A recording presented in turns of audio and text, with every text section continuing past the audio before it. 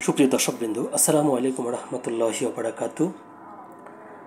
কুমিল্লায় বিএনপির সংবাদ সম্মেলন, ক্ষমা না চাইলে হাসনাত আবদুল্লাহ মিছিল মিটিং করতে পারবে না।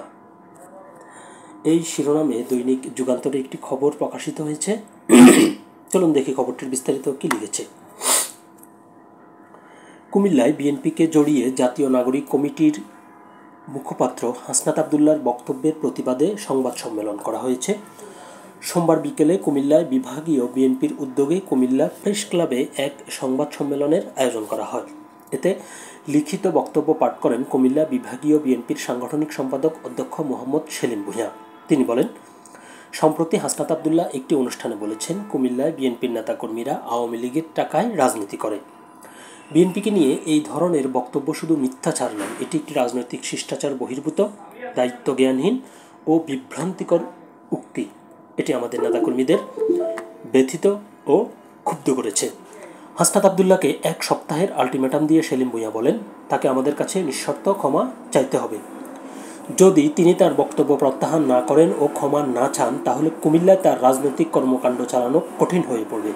আমরা তাকে এই সুযোগ দিচ্ছি, কিন্তু সময়সীমা অতিক্রান্ত হলে কুমিল্লার রাজপথে তার জায়গা থাকবে না। সেলিম ভূঁইয়া অভিযোগ করেন, রাজনীতিতে অপরিপক্কতার কারণে হাসনাত আবদুল্লাহ এই ধরনের মন্তব্য করেছেন। একজন দলীয় মুখপাত্র হিসেবে তার এই ধরনের বক্তব্য শুধু লজ্জাজনক নয়, রাজনৈতিক পরিবেশ বিনষ্ট করার অপচেষ্টা বলেও আমরা মনে করি। তিনি বলেন, যে ব্যক্তি কিংস পার্টি নামে পরিচিত এনসিপির মুখপাত্র হয়ে এমন দায়িত্বহীন ও উস্কানিমূলক বক্তব্য দেন, তার রাজনৈতিক অবস্থান প্রশ্নবিদ্ধ। আমরা মনে করি অন্তর্বর্তীকালীন সরকারের উচিত হবে এই ধরনের ছেলে মানুষই অপরিপক্ক রাজনীতিবিদদের মাঠ থেকে সরিয়ে অবাধ ও সুষ্ঠু নির্বাচনের পরিবেশ নিশ্চিত করা। সংবাদ সম্মেলনে কুমিল্লার রাজনৈতিক ঐতিহ্য ও বিএনপির অবদান তুলে ধরে সেলিম ভূঁইয়া বলেন, কুমিল্লা জেলা বিএনপির দুর্গ হিসেবে পরিচিত। এই জেলার নেতারা অতীতে দলীয় নীতি নির্ধারণী পর্যায়ে গুরুত্বপূর্ণ ভূমিকা পালন করেছেন। Doctor Khandaker Mosharraf Hossain, M K Anwar, colonel Akbar Hossain, barrister Rafiqul Islam মিয়ার মতো নেতারা কুমিল্লা থেকে উঠে এসেছেন। দেশের বিভিন্ন সংকটে কুমিল্লার বিএনপির নেতাকর্মীরা জীবন বাজি রেখে গণতান্ত্রিক আন্দোলনে অংশ নিয়েছেন। তিনি বলেন, 2024 সালের জুলাই আগস্ট মাসে কুমিল্লায় বিএনপি যে আন্দোলনের নেতৃত্ব দিয়েছে তা ঐতিহাসিক। এই আন্দোলনে আমাদের নেতাকর্মীরা শহীদ হয়েছেন, গ্রেপ্তার হয়েছেন, কিন্তু পিছপা হননি। সেই বিপ্লব ফ্যাসিস্ট সরকারের পতনের লক্ষ্যে জনগণকে জাগিয়ে তোলে। সেলিম ভূঁইয়া বলেন, সরকার যতই নির্বাচনকে বিলম্বিত করুক না কেন, দেশের জনগণ ভোটাধিকার ফিরে পেতে চায়। আমরা সেই দাবিতেই আন্দোলন করে যাচ্ছি।